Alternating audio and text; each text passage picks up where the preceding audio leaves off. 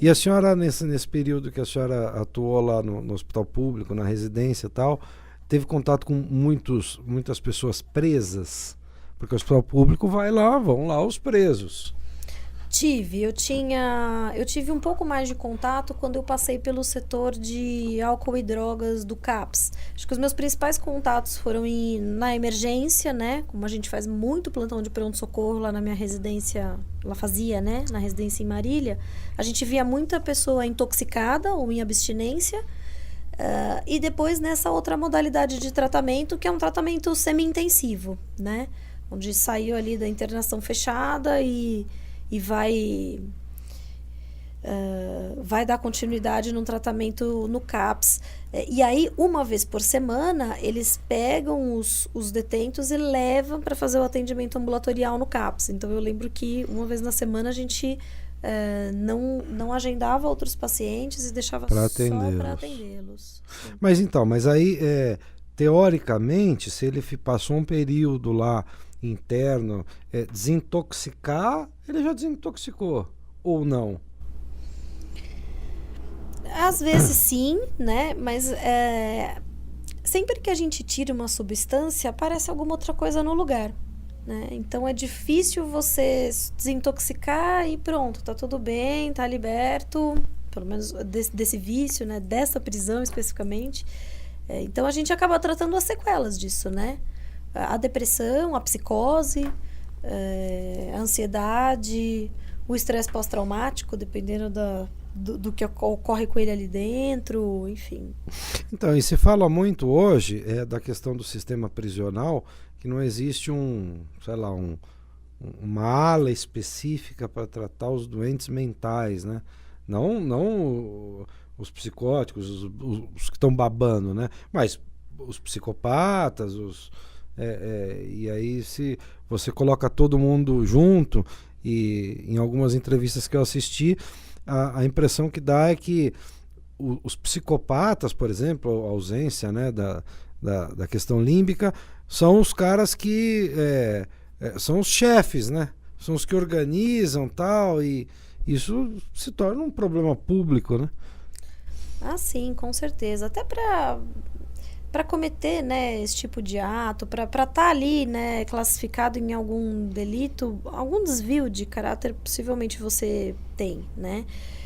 Eu acho que é só a gente olhar, por exemplo, para o que está acontecendo na região da Cracolândia. Quando a gente mistura o que é o doente mental com o morador de rua, com o bandido, o criminoso, e coloca tudo no mesmo balaio, sem entender que são necessidades diferentes, apesar de situações ou histórias se cruzarem, a gente faz aquilo que está fazendo, de sair matando, ou achar que é uma internação compulsória é o caso, ou exclusivamente um abrigo vai ser o caso. Parece um retrocesso, né? Parece que a gente está jogando fora. Mas como é que você separa aquele pessoal todo? Então, é necessário você entrar com diversas frentes de ação social, né, e ação em saúde, né, e aí em educação também. Muitas vezes a pessoa está em uma condição de rua pelo transtorno mental dela, que pode ser uma dependência de álcool ou drogas e que virou uma psicose, então ela não tem mais condições de responder por ela ali, ou ela foi lá e furtou a sua correntinha porque ela ouviu uma voz de comando falando para ela fazer e não porque ela tem a intenção clara de pegar.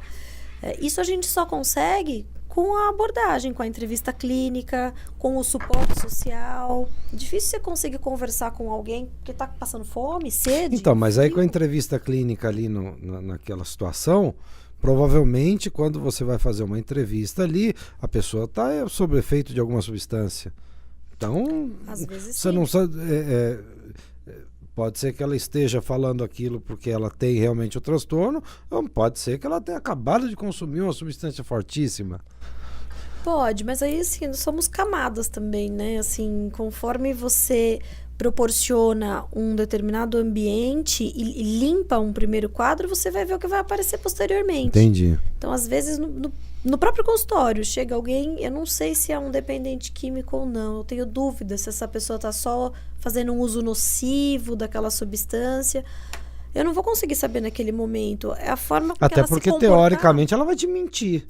Ah, sim, a primeira característica, mentira, né? É. Manipulação dos sintomas, sem dúvida. Infelizmente, o paciente ele senta um pouco predisposto a mentir para você ou a minimizar alguns sintomas. É muito difícil, né? Você abrir sua Admitir, né? fragilidade, seu lado sombra para alguém que você está começando um vínculo, né? Acho que o atendimento em saúde mental tem esse detalhe, né? Ele pressupõe a confiança, né? O vínculo. Se você não confia, a gente vê isso, por exemplo, no pagamento. Às vezes o paciente, por N razões, a gente... a secretária está indo embora, pode já deixar pago? Não, vou pagar depois da consulta. Isso te suscita reflexões, assim, de... Já é um sinalzinho, Já né? é um sinal, né? A forma com que o indivíduo se relaciona com o dinheiro, né? E aí você para pensar, poxa, é uma relação de confiança. A hora que você estiver se sentindo sem saída... Ou seja, aquele vai cara me lá ligar, vai você não precisar de você não vai 200 fazer um consultas para pix começar a te falar alguma coisa. Ele não confia. Pois é. Ou ele quer discutir com você a sua forma de trabalhar. Então você fala, não, olha, eu só posso fazer a emissão de um recibo referente a esse atendimento, não posso emitir 2. Não, mas eu quero 2. Não, mas olha, minha contabilidade exige que não posso. Não, mas eu quero. Ou assim, é muito comum isso, né? Mas eu não tenho direito a um retorno?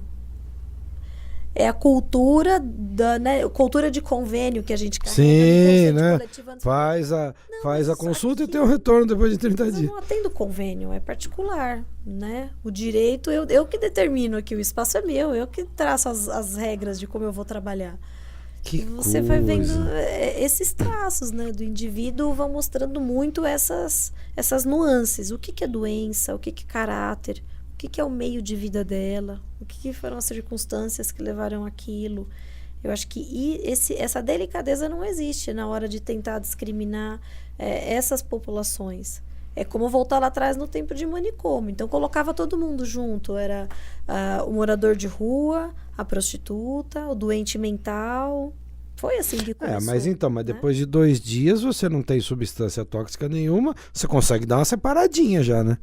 Porque daí passou o efeito dos que estavam loucos, sei lá. Consegue. Aí você tem que resgatar a família ajudar a dar suporte, proporcionar um tratamento digno para essa pessoa.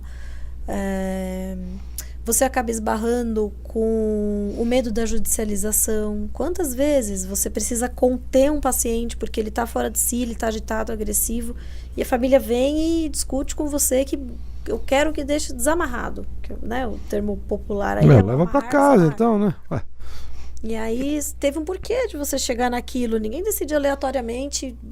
A gente não acorda todo dia, levanta e sai para trabalhar e fala, hoje eu vou amarrar 3, hoje eu tô na maldade, hoje eu vou aplicar 10 diazepam. Não existe isso. Assim, mas será que essa cultura não existe porque as pessoas veem só notícias ruins na televisão?